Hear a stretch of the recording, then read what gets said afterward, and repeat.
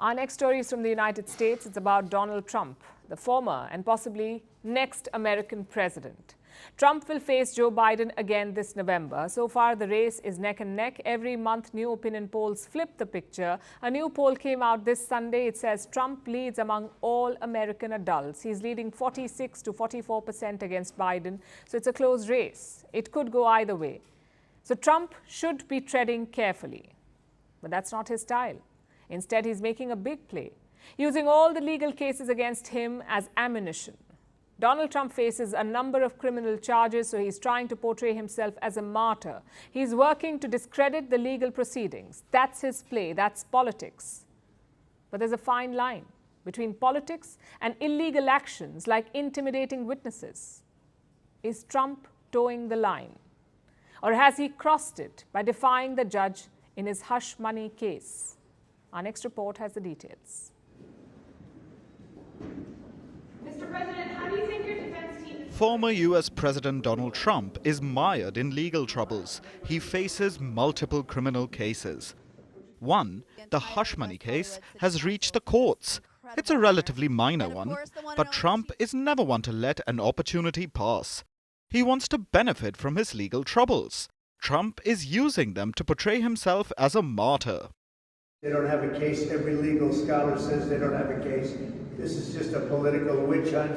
It's election interfering. And this is really, truly election interference, and it's a disgrace. It's a disgrace. That was Trump yesterday. He's clearly making the case a political issue, calling it election interference. Here's a quick primer on the hush money case. Trump is accused of falsifying business records to hide a hush money payment to an adult actor called Stormy Daniels. Trump allegedly had an affair with her, but in 2016 he didn't want her to make that public.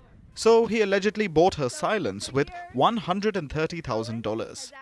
Trump is accused of falsifying business records to obscure that payment. And even though the trial is still on, Trump is already facing the prospect of jail time. And then you have the other thing that maybe is even more disgraceful is the gag order, where I have to watch every word I tell you people.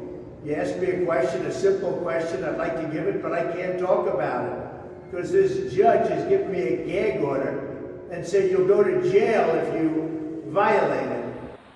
Trump isn't allowed to talk about some aspects of the hush money case, specifically the witnesses or the jury. But Trump, being Trump, has been discrediting everyone involved, from the judge to the attorney prosecuting him to the current US President, Joe Biden. Trump wants people to believe that Biden is orchestrating all this, that Biden is using legal attacks instead of fighting Trump fair and square.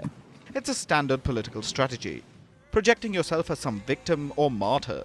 Trump's gag order doesn't stop him from discrediting Biden or the judge or the prosecutors. But the red line is witnesses and the jury, because that's when it stops being politics and becomes intimidation. A jury that's afraid of Trump supporters can't objectively do its job. Witnesses who are scared of Trump's social media rants may not give reliable testimonies. It's a clear obstruction of justice. And since Trump has been criticizing witnesses and the jury, he has been getting fined. $1,000 per gag order violation. That's the maximum amount allowed. Trump got his 10th fine yesterday.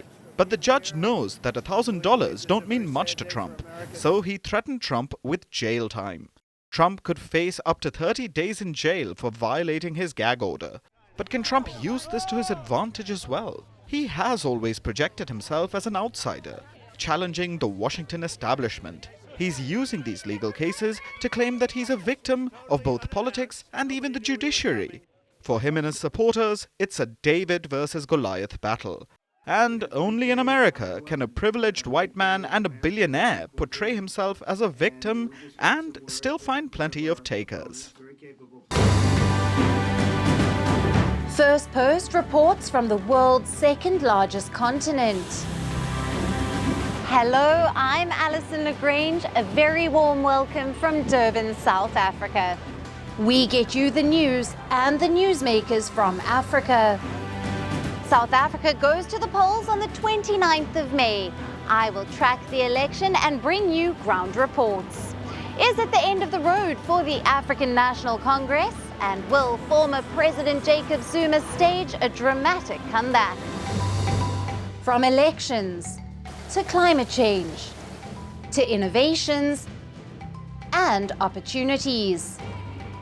As the world's attention shifts, we report from Africa, the heart of the global south. Join me every weekday live on Firstpost.